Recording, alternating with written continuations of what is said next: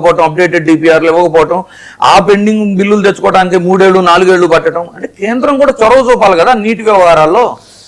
Right, చూద్దాం ఈ budget. Ramakrishna గారు మీరేమంటారు, ఎలా ఉండబోతోంది ప్రీ బడ్జెట్గా? అసెస్మెంట్ అయితే చాలా వస్తుంది, ఎందుకంటే 25-26లో 7.4% గ్రోత్ యాంటిసిపేట్ చేస్తున్నారు. ఫిజికల్ డెఫిసిట్కి వచ్చేప్పటికి 2025 ఫైనాన్షియల్ 27లో 4.3% to 4.4% మధ్య జీడిపిని తగ్గించే లక్ష్యం అక్కడ కనిపిస్తుంది. క్యాపెక్స్ పెంపు, ఇందాక ఆయన చెప్పినట్టు క్యాపెక్స్ మీదే ఎక్కువ, క్యాపిటల్ ఎక్స్పెండిచర్ మీదే ఎక్కువ ఫోకస్ నడుస్తుంది. సార్, ముందుగా నేనేం చెప్పదలుచున్నానంటే, ఎప్పుడైతే నరేంద్ర మోడీ గారు 2014 సంవత్సరంలో ప్రధానమంత్రిగా బాధ్యతలు స్వీకరించిన తర్వాత అప్పటి నుంచి ఒక కొత్త శకం మొదలైందని అనుకోవచ్చండి. 2014 నుంచి కూడా ఆర్థిక స్థితిలో ఎంతో క్రమశిక్షణతో కూడినటువంటి, ప్రతి సంవత్సరం నిర్మలా సీతారామన్ గారి సారథ్యంలో క్రమశిక్షణతో కూడినటువంటి బడ్జెట్ను ప్రవేశపెట్టడం జరిగింది. ఆ బడ్జెట్ 2014 నుంచి ఏదైతే ఉందో క్రమేణా ఇవాళ మనము భారతదేశము ఆత్మనిర్భర్ భారత్ ఈ రోజున ప్రపంచం మొత్తంలో ఆర్థిక స్థాయిలో 4వ స్థానానికి వచ్చిందంటే, వీరందరూ చెప్పినట్లుగా అభివృద్ధి దిశగా భారతదేశం ముందుకు వెళ్తుందండి. అంతేకాకుండా ఏదైతే బడ్జెట్లో ప్రవేశపెట్టినటువంటిది ఆంధ్ర రాష్ట్రానికి రాలేదంటున్నారో, ఆంధ్ర రాష్ట్రానికి ఇండైరెక్ట్గా, డైరెక్ట్గా కాకుండా ఇండైరెక్ట్గా ఎన్నో కోట్ల రూపాయలు, దాదాపుగా 12 లక్షల కోట్ల రూపాయలు గత సంవత్సరంలో ఖర్చు పెట్టినటువంటి తీరు మనం చూడొచ్చు. ఎందుకంటే ఇక్కడ లోకల్ గవర్నమెంట్లు ఏవైతే ఉన్నారో ఆ లోకల్ గవర్నమెంట్ వాళ్ళు సరైనటువంటి క్రమశిక్షణతో పోలవరం ప్రాజెక్టు కానీ అవి కానీ పూర్తి చేయలేకపోయారు. కానీ కేంద్రం ఎప్పుడు కూడా సపోర్ట్ ఇస్తూనే ఉంది, ప్రతి దానిలోనే ఇస్తుంది. Coming to the present budget ఎలా ఉండబోతుంది ఇప్పుడు ఈ బడ్జెట్ ఇప్పుడు మనం కనుక చూసుకున్నట్లయితేనండి, నిజంగా జీడిపి రేటు ఇంకా పెరగటానికి ఛాన్స్ ఉందండి.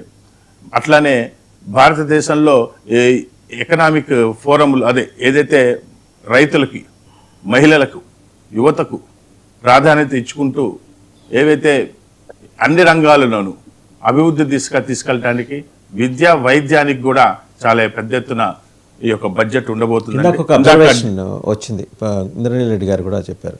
ఇదే ఒక బీహార్, ఒక ఉత్తరప్రదేశ్ అయితే ఇచ్చేస్తారు, మామూలు కాదు, గేట్లు ఎత్తేస్తారు, లాకులు ఎత్తేస్తారు, నిధుల వరద.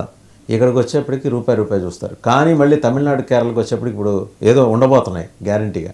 అంటే మీరు ఎన్నికల్లో గెలవటానికే ఈ రకంగా బడ్జెట్లో తాయిలాలు అనౌన్స్ చేస్తారు. లేదండి, అదొక అపవాదేనండి, అది కరెక్ట్ కాదు. మీరు కనుక మొదటి నుంచి కూడా చూసుకున్నట్లయితే బడ్జెట్లో ప్రతి సంవత్సరం వస్తున్నటువంటి బడ్జెట్ ఏదని చూసుకుంటే ఆంధ్రప్రదేశ్కి ఎప్పుడు ఇస్తూనే ఉన్నారండి.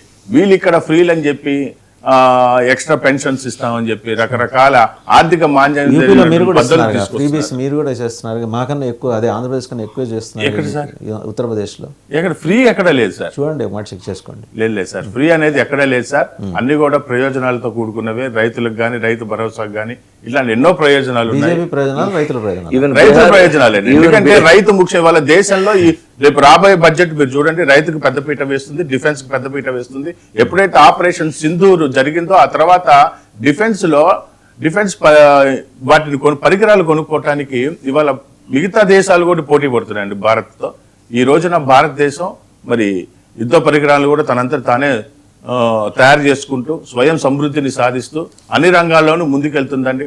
ఫారెన్ ఎక్స్చేంజ్లో కానివ్వండి, మీరు విదేశీ మారక ద్రవ్యంలో కానివ్వండి, మరి మన దేశంలో ఉన్న ఫుడ్ నిల్వల్లో కానివ్వండి, ఏది చూసుకున్నా కూడా, మెట్రో రంగంలో కానివ్వండి, డిజిటల్ రంగంలో కానివ్వండి, డిజిటల్ ఇండియాలో, మేక్ ఇన్ ఇండియాలో ఇవాళ మహిళలకు 25% ప్రాధాన్యత ఇచ్చుకుంటూ పోయారండి. ఈ సంవత్సరం బడ్జెట్లో కూడా తప్పకుండా మహిళలకు ఎక్కువ ప్రాధాన్యత ఉంటుందండి.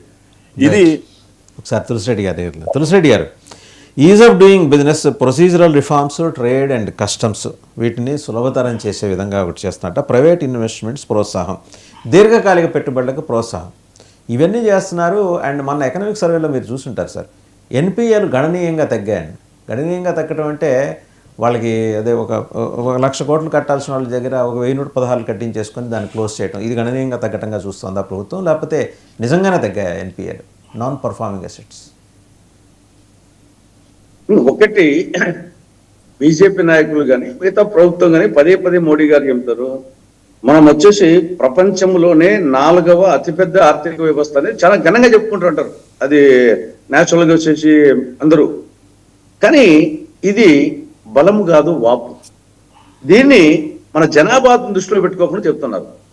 పర్ క్యాపిటల్ ఇన్కమ్ 2025లో ఇది ఇంటర్నేషనల్ మానిటరీ ఫండ్ ప్రకారంగా భారతదేశంలో $2,878 కోట్లు, $2,878 IMF ప్రకారం 2025లో భారతదేశం. అదే సమయంలో ప్రపంచంలో నంబర్ 1లో ఉండే లగ్జంబర్గ్ 1,40,940 కోట్లు, మనదేమో $2,878.